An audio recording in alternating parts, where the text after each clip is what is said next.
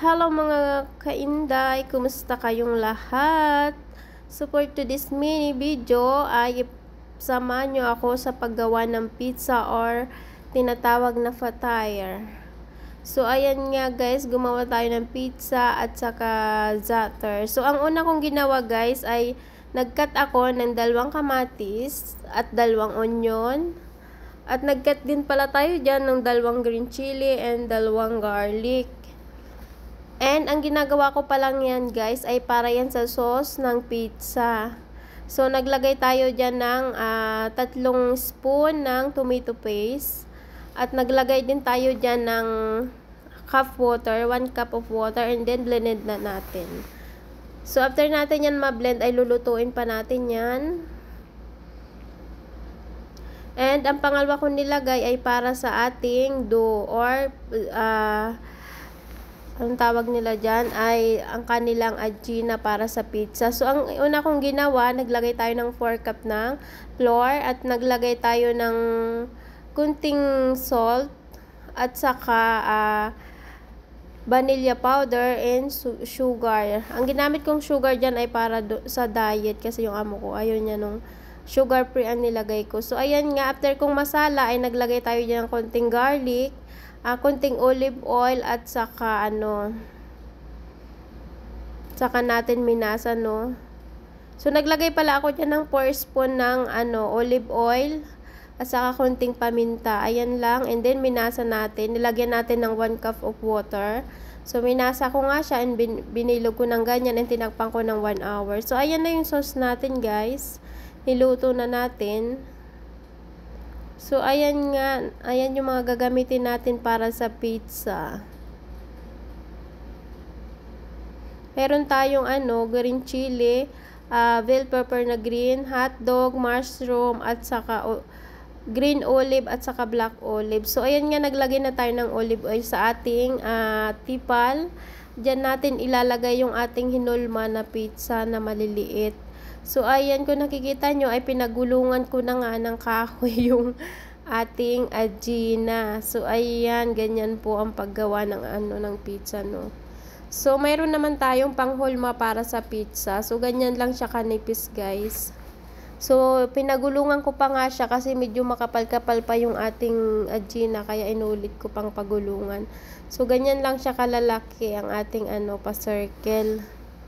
So, yung iba, talagang ginagawa nila ay malaki na. So, dito kasi sa akin, ang ginagawa ko ay maliliit. Ayan, ganyan lang po paulit-ulit hanggang sa mapuno natin ng pa-circle yung ating tipal. So, ang sauce pala niyan guys, nilagyan ko pala yung sauce natin ng hindi ko pala nabanggit doon sa video yung nilagay kong baharat. So, gumamit lang pala ako doon ng sugar.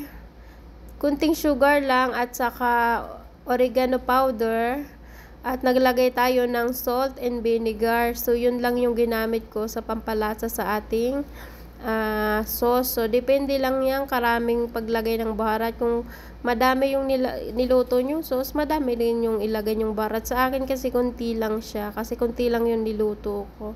So, sa aming mga OFW, basic na lang ang paggawa ng pizza kasi magramadan man or hindi ay naggagawa kami ng pizza pag nagustuhan talaga nilang kumain.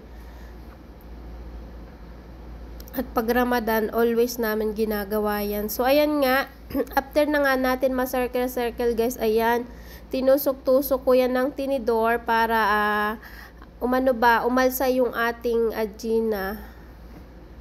Ayan, ganyan lang po. Lahat yan tinusok ko. And then, after nyan, saka natin lalagyan ng sauce. Ayan, madali lang ang paggawa ng pizza. Dati, ang hirap. Parang ang hirap gawin, Nung maging OFW ako, natuto ako. Madali lang pala. So, pwede nyo siyang gawing business. Ayan, ganyan po lahat. So, ayan nga, after natin maanuhan, ay nilagay ko na yung sauce. Ganyan lang po kadami yung nilagay ko. So, pag maliliit yung pizza mo, napakahirap maglagay ng mozzarella cheese. As in, natatapon talaga.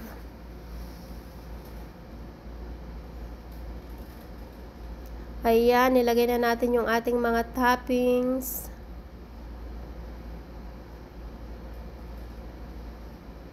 pinagkasya-kasya natin yung ilang toppings na yan.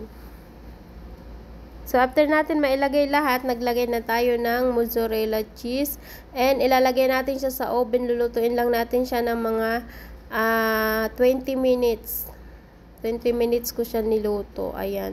Open natin yung up at saka down. So, i-check natin kasi baka masunog yung cheese. So, ayan yung ating zatter. Ayan, ganyan lang kadali magluto ng pizza, mga kainday. Ayan, luto na yung ating pizza. Thank you for watching, guys. God bless all. See you my next video. Pa-like and share po ng aking mga video, mga kainday.